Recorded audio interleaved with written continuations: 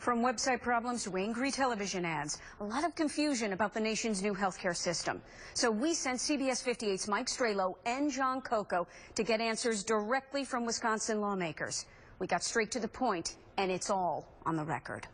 As problems continue with the Affordable Care Act in Wisconsin and the rest of the country, pressure is mounting here in Washington, D.C. And so we came to our nation's capital to ask tough questions and get the bottom line on Obamacare directly from Wisconsin lawmakers.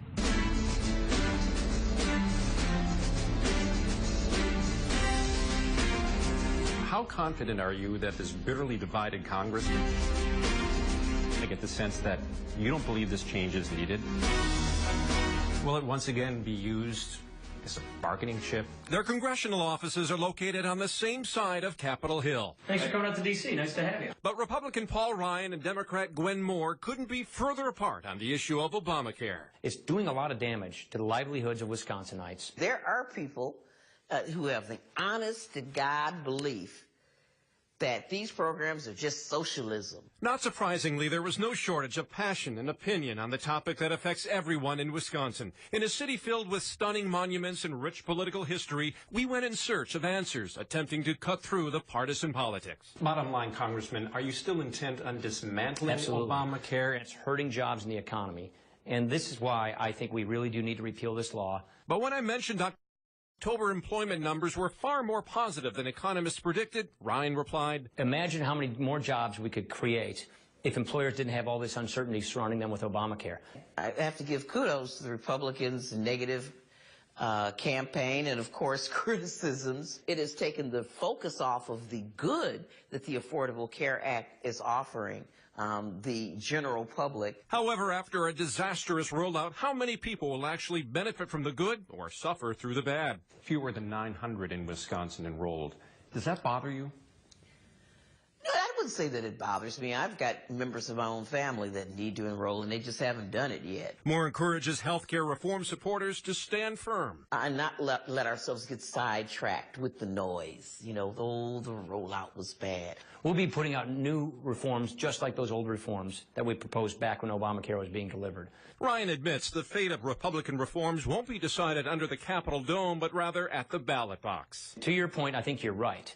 To really get rid of Obamacare, you have to win some elections. Both Ron Johnson and Tammy Baldwin agree the Affordable Care Act needs to be fixed. What they differ on is how it should be fixed.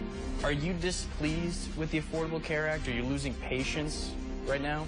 Well, I've definitely lost patience with the website. So has Wisconsin's senior senator, Ron Johnson. But he lost his patience long before the website launch. He's focused on a promise by the president. If you like your insurance plan, you will keep it. And that was a pretty solemn promise. That was a pretty solemn vow, which he had to know was a totally false promise. Which is why in October, Senator Johnson introduced a bill to fulfill that promise.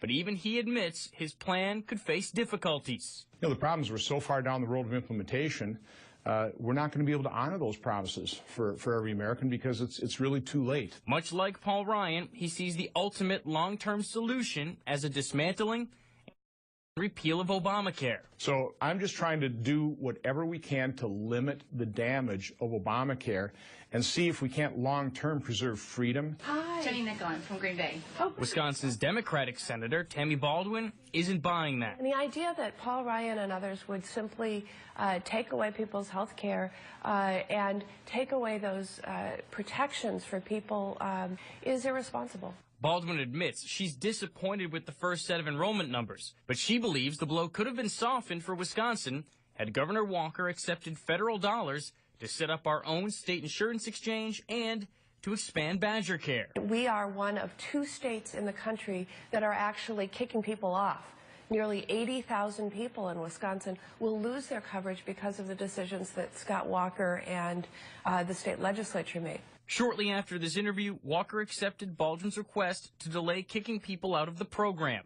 Despite the initial issues, Baldwin believes there's still a future for the Affordable Care Act in Wisconsin and the United States. Think about the insurance protections that have been written into the Affordable Care Act so that people can't just be dropped from coverage because they get sick.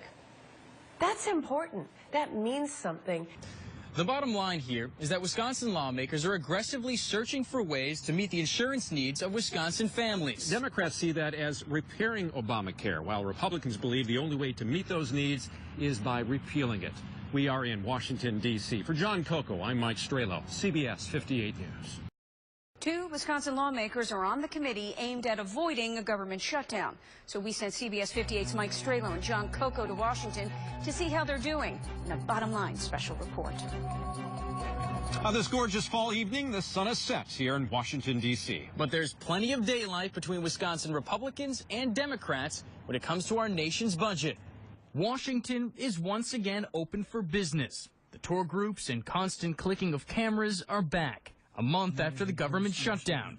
Now both the Senate and House are working towards a balanced budget, one they hope will be crafted with compromise. That has some reliance on significant cuts to domestic programs, but also cuts wasteful loopholes that benefit the very wealthiest corporations. If we actually get down, roll up our shirt sleeves, and really get serious about ferreting out duplication and waste in government, we ought to be able to prioritize spending and make sure that our nation's secure. Senators Ron Johnson and Tammy Baldwin are 2 of the 29 members on a select committee to work on that budget, tasked with getting both houses of government to agree and avoiding another government shutdown. Do you think anything can get done with this?